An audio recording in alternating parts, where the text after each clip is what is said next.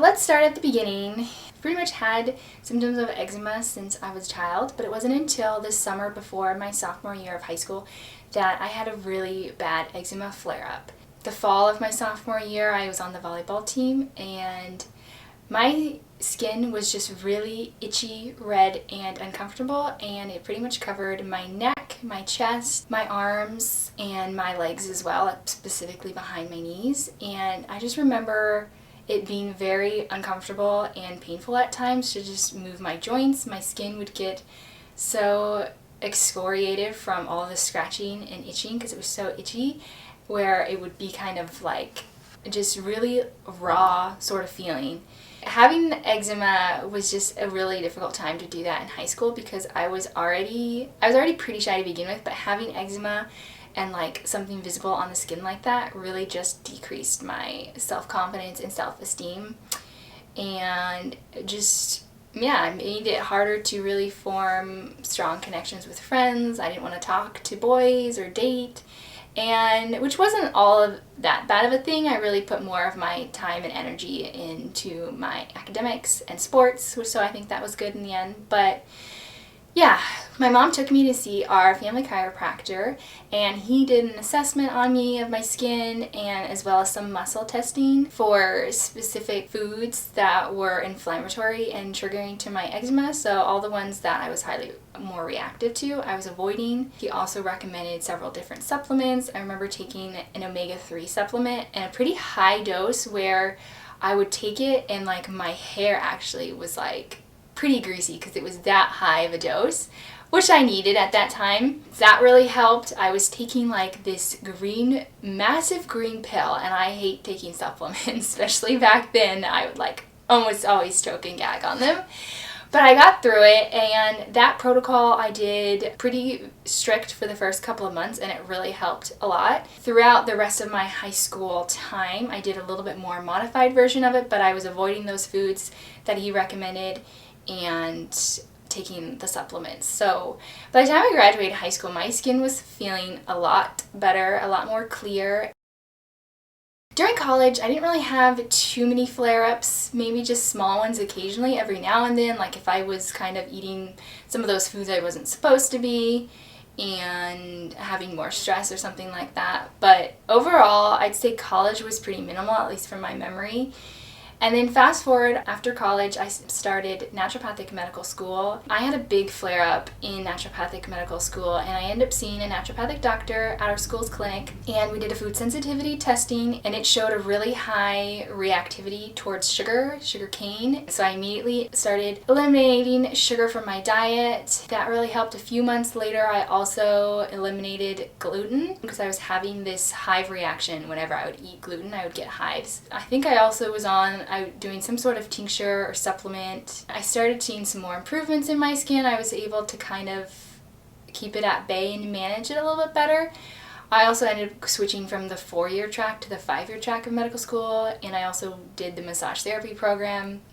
And I felt like I was starting to have overall better balance in my life with my school and personal life. I actually ended up seeing a dermatologist in San Diego. That's where I went to school. So I saw a dermatologist, and she recommended of course, a topical corticosteroid cream, a couple other smaller things, but that was a main one. And I actually did start using that on my skin pretty minimally because I knew the detrimental effects, and I didn't want to have it be something that I was getting hooked on. And I will say one note about topical corticosteroids: they are really helpful in the beginning at least. They are good at what they do usually. They can really reduce those symptoms, but they're not going to cure your eczema. And they're working at the level of inflammation and the level of the immune system, so they're just stopping the skin from having that inflammation and immune system reaction in the skin.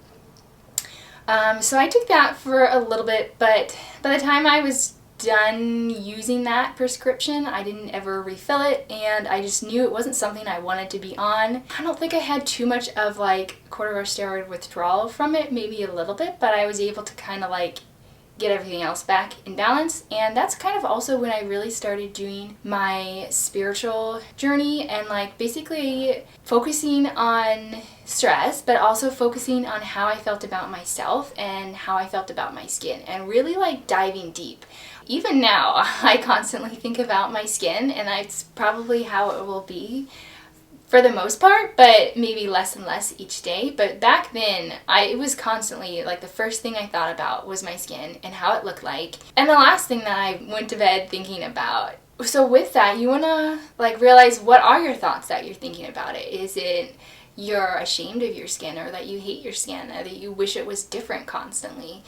And so I did this whole journey on that. I was reading a lot of different books on really learning to accept myself and accept my skin as it was in that moment. And that's not to say that I was necessarily happy about it, but I knew in that moment there was nothing that was going to change. And so to really accept my skin as it was really powerful for me.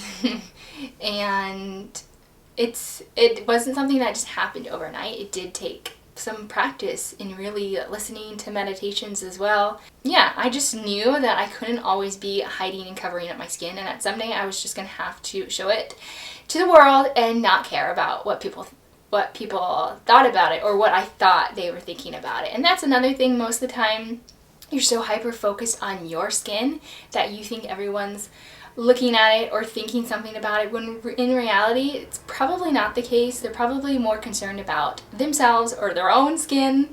And I just kind of had to like let go of that.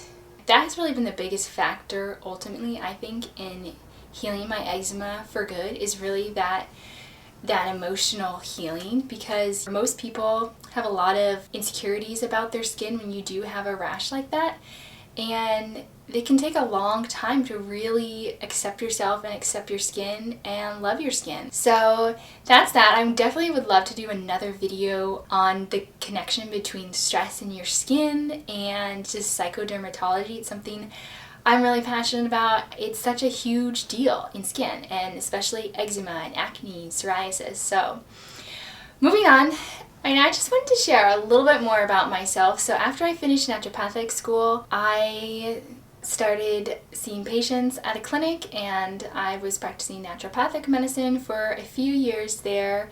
And then recently I moved back to my home state of Oregon. And of course, during the summertime, I was doing lots of traveling, as you can see in some of my other videos. During the holidays, I was spending time with family, doing a little bit of traveling, visiting them as well. And then the last 2 months, the reason why I haven't made a video is because I have been studying hardcore for my licensing exams to get my naturopathic license in Oregon. So there are 3 additional exams that Oregon requires that California doesn't. And this is because Oregon has a bigger scope of practice. So I just took my exams a few days ago, and I took a pharmacology exam, minor surgery, and then a jurisprudence exam. And so in the state of Oregon, I'll be able to prescribe pharmaceuticals, manage people's medications, get people off their medications, and all of that, as well as do minor procedures, minor surgeries such as biopsies of the skin and suturing, cryotherapy, electrotherapy, incision and drainage. So all of that kind of stuff, which I'm really excited about, and it's super cool that I can be able to do that in Oregon. My only request of you is that if you find anything valuable in my videos here and moving forward, that you would please consider subscribing, liking a video, or commenting, because it really does support my channel. And the more people that do that, the more YouTube is gonna pick up on my channel and start recommending it to other people. And I feel like there's so much knowledge I have about skin health and natural dermatology and all of that, that I just want to be able to like share that more with the world and be able to reach more people. And if it's something that I really enjoy doing it and someone else can enjoy watching it, then that would be awesome. And then lastly, if you have any video suggestions or things you would like me to create, you can go ahead and leave a comment down below. Just have it be something related to skin care or skin health, and I would love to put that in my video list. I have a massive list of all the video ideas that I'm going to be doing, and I'm going to be working on my next 5 that I know I'm going to be doing. Alright, that's going to be it for this video. Thank you so much for watching, and we'll see you next week. Bye!